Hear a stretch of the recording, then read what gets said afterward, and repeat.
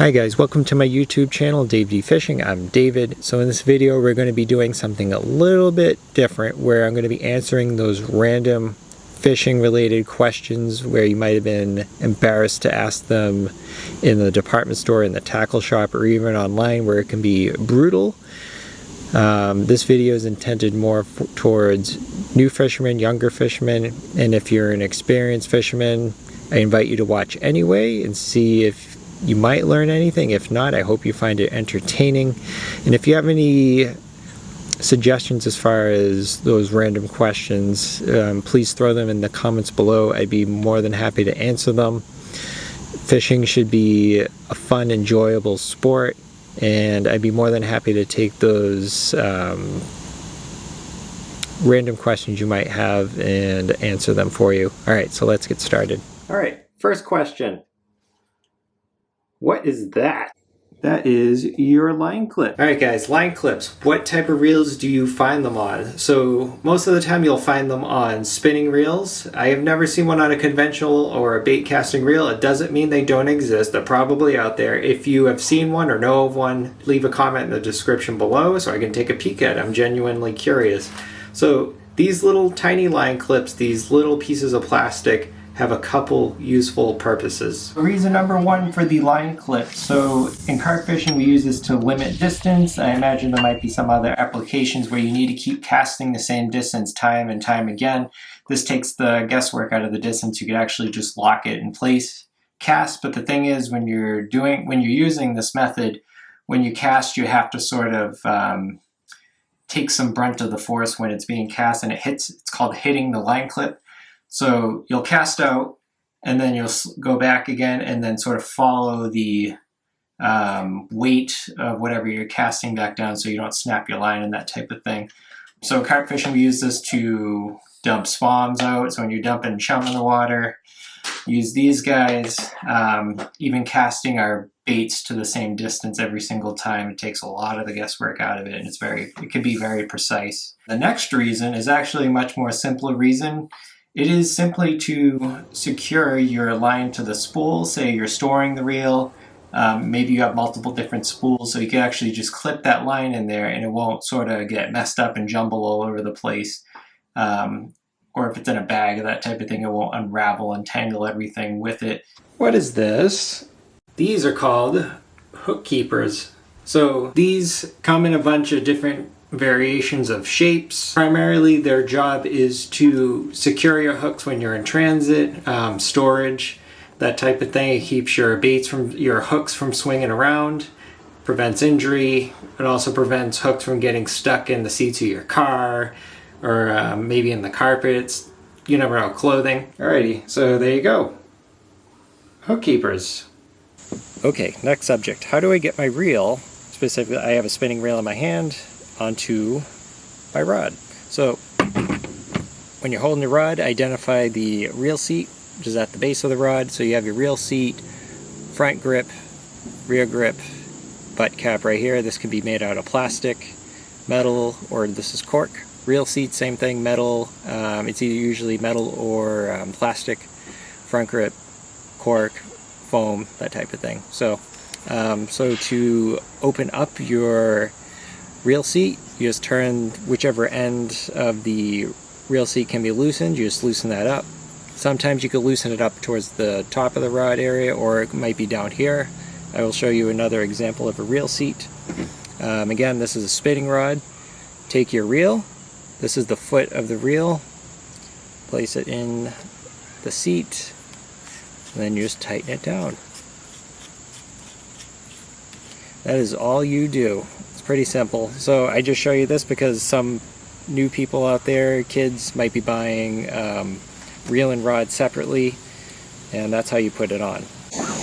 Okay, next subject. So let's say you go to your favorite department store, Bass Pro Shop, whatever, or even if you're looking online for spinning reels. So you look at the reel, you see the handle is on the wrong side. You want it on the other side. So most spinning reels, you can actually switch the orientation of the handle. Some reels you can't, especially some of the older ones. Just look at the specs on the ones you're looking at and see whether or not you can do that. It'll usually say left/right. That means it's interchangeable. conventional reels, bait casting reels, you cannot switch the orientation of your handle. You need to buy a reel specific to your needs. So two different ways if you buy a spinning reel to switch the orientation of the handle. The first way is the most common way, and I recommend you try this way first. Locate the knob on the side of the reel opposite the handle. Loosen that. It should pop out. Some of them have a lot of threads on it. That'll pop out. Do not lose this. And then give a slight tug on here and that should pop out. If it doesn't, after a couple slight tugs, I'll show you, try the other way. Or look it up online and see which way to do it. So install the handle on the opposite side. Take this cap with the stud on it. And just turn it clockwise. Tighten that up snugly. So I will say, if you lose this cap, whether it be the one with the stud on it like this one or the one I'm going to show you in a second, if you lose that, they're really hard to order, they're really hard to find. That's why often when you go into department stores with display model reels, they're missing those caps, is because that person probably lost their cap out fishing and stole it off a display. All right, so next way to change a handle position. So same thing, start by popping this cap off. Don't lose it, set it to the side somewhere safe where it's not going to fall on the ground. All right, grab your rotating assembly, your rotor, which is this whole spinning piece up here. Grab that. Don't squeeze it too tight, you don't need to, you're just trying to keep it from spinning while you unscrew this handle. It's like so. So if you do have this way, if you do have a reel in this manner where you have to remove the handle in this manner, rotate it up the opposite way that you would reel it and it should pop right out. So handle's removed, put it on the opposite side, make sure it's in place. Try not, if you feel it binding up, stop and pull the handle out and just try again so you don't cross thread it. So turn it like you would be reeling it and it should snug down, and just make sure it's snug. Take the cap that you did not lose, put it on the opposite side, and that is it. So I will say again that some spinning reels you can't change the handles on it. Just look it up online. I know some of the older reels, like I have an old Mitchell that you cannot. It has a flat plate over here, no option to pull that out and change position. Again, conventional reels and bait casting reels, you need to buy the reel specific to where you want the handle, whether you want a right-handed reel or a left-handed reel. If you go online to buy a spinning reel, it will say left/right, which means you can buy the spinning reel and move those handles. So, and then a spinning reel will say left, flat out just left, or it'll say just right. All right, next subject. It is about when you see people using their spinning rods like this. It's the basis of a lot of memes in the fishing community. So spinning reels are meant to be held like this. The reason being is that every blank, the blank is this section of rod right here. They're orientated a certain way depending on what type of reel is going to be put on that blank. So in this rod in particular, the spinning blank, the spine runs along this top half right here, and its job is to give it strength, flexibility, durability. It acts just like my spine, where if I were to bend down at the waist and pick up, say, 50 pounds, I could stand up no problem. Now, if I were to lay at the edge of a table with the top half of my body over the edge and try and get that 50 pounds and sit straight up, it would hurt, could damage my back. Same thing with this rod, a spinning rod right here. So if I were to hold it like this and cast, the weight of that lure, that sinker could snap the rod, or if I were to go hook a fish like that, could snap the blank. The spine is not designed to bend that way.